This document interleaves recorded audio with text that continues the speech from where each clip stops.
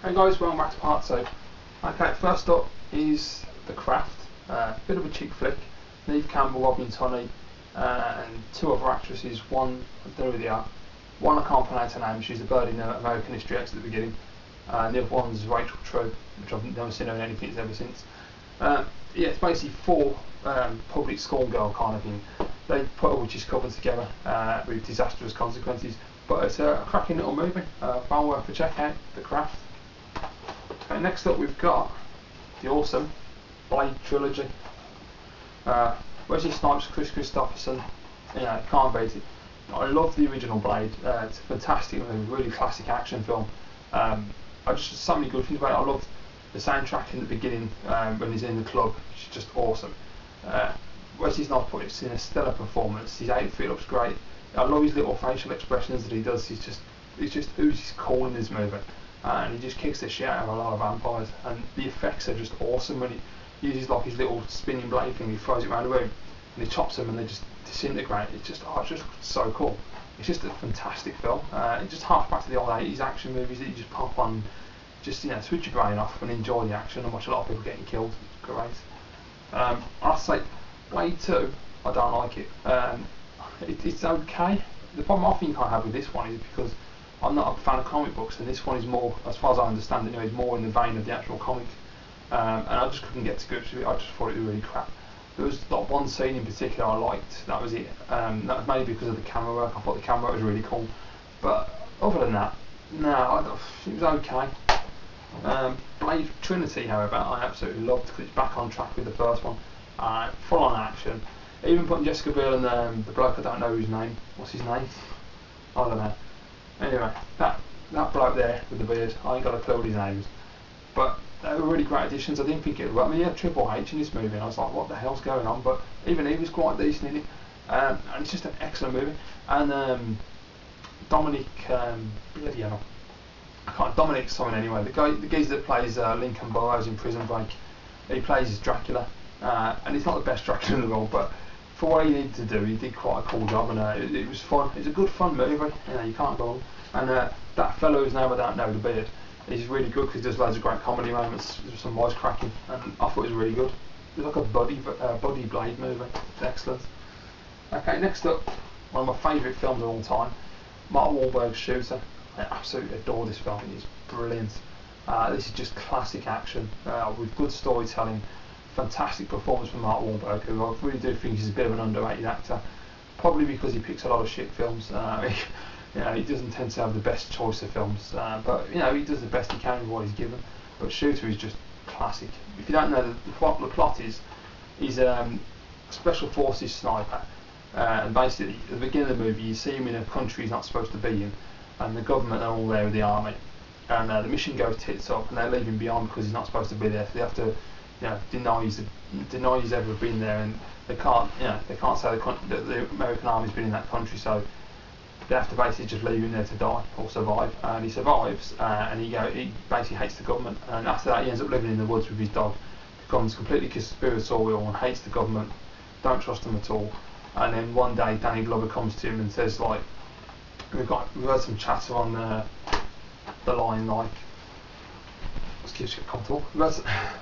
Heard some chatter that there's going to be an assassination attempt on the president, and as you're such an expert sniper and the best in the field, we'd like to come and check out all the cities in the United States, scope out where you think the shot's going to be taken from, how you think it's going to be taken, and basically plan it for us so we can be prepared to take out the sniper.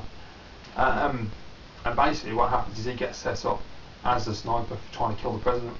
Now the president doesn't get killed, another character gets killed. Now I'm not going to spoil the film because it's just not fair, but it's basically him on the run trying to prove his innocence, which is never an original concept, I know that, but it's just brilliant. It really is a brilliant film. I've watched it loads of times.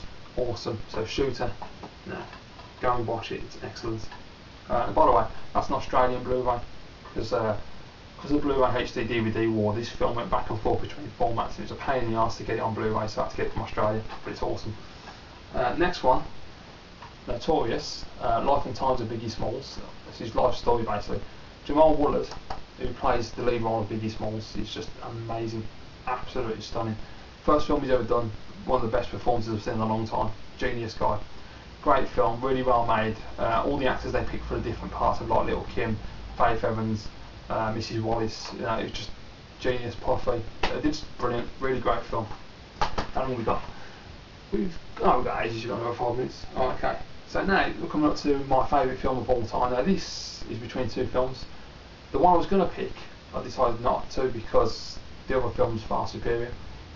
That could cause arguments, but the film I was going to pick was going to be Terminator 2 or T2. I love this film. I watched this at the cinema as a kid, and I've continued to watch it on TV, on DVD, Blu-ray, HD DVD. I just love this film. It's absolutely classic. Look at that shot of Arnold with his shotgun, brilliant. It's just, you can't say enough about this film. Linda Hamilton gives an absolute storming performance and looks absolutely gorgeous in this movie. She looks so hot and sexy. Edward Furlong, who a lot of people slag off, did a brilliant performance. I thought was the young John Connor, and even Arnold Schwarzenegger, who can't act at all, actually put in a pretty damn good performance in this movie. You can actually see he's trying to act, which is unusual. But no, I thought it was brilliant. The story's fantastic. Jim Cameron did a fantastic job on that.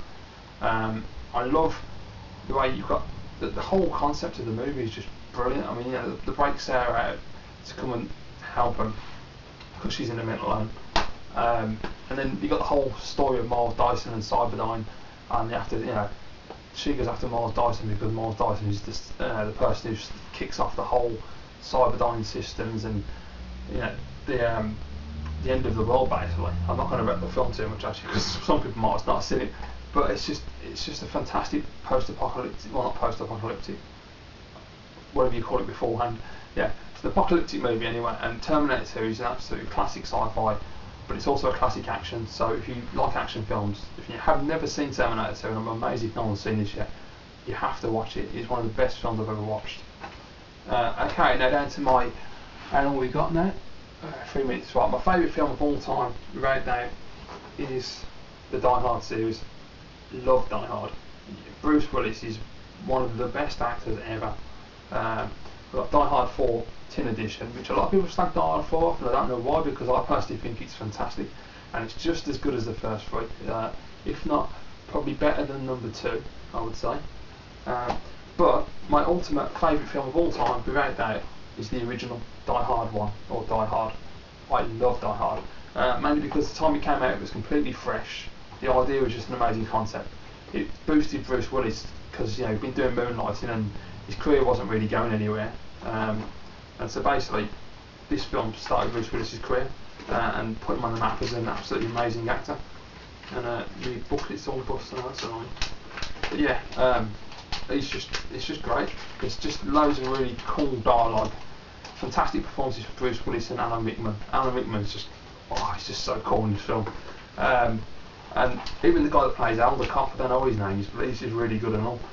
It's just a brilliant film. It's a balls out action movie, guns galore, you know, people getting shot left, right and centre, really great comedy moments, really well written script. It's just a genius movie. And this is the Region 1 American Ultimate Collection Edition, which is just great because this has DTS surround sound, and believe me, when you put this on, it'll blow your bleeding speakers apart. It's so loud.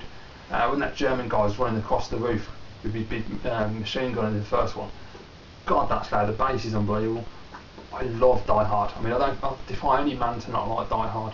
I'm sure there's a lot of women that like Die Hard, but men, greatest movie of all time, Die Hard. Die Hard 2 with Rennie Harlan, he directed it. Great film, not as good as the others, but still a fantastic movie nonetheless. Loved it. Die Hard 3 was amazing. Samuel L. Jackson is just the coolest dude. Awesome performance. And Die Hard 4, I absolutely love Die Hard 4. And it's just, people take the piss because it's how, you know, stupid moments and stuff, but you know, if you're getting chased by a jet, so what? It's an action film, it ain't supposed to be real. It's a film, it's supposed to be fun, it's supposed to be fictional. You're supposed to just switch your brain off and enjoy the entertainment, and this ticks all the boxes in my opinion. Die Hard rocks, and Bruce Willis is an absolutely awesome actor, one of my favourites without a doubt. So there you go guys, that's my favourite film of all time. I hope you haven't all fallen asleep because it's a two-part response, but sorry about that, but I just wanted to show you some films I enjoy, and hopefully if you haven't watched any of them you might go and check them out. So yeah, I'll be back shortly with another video. See you all later.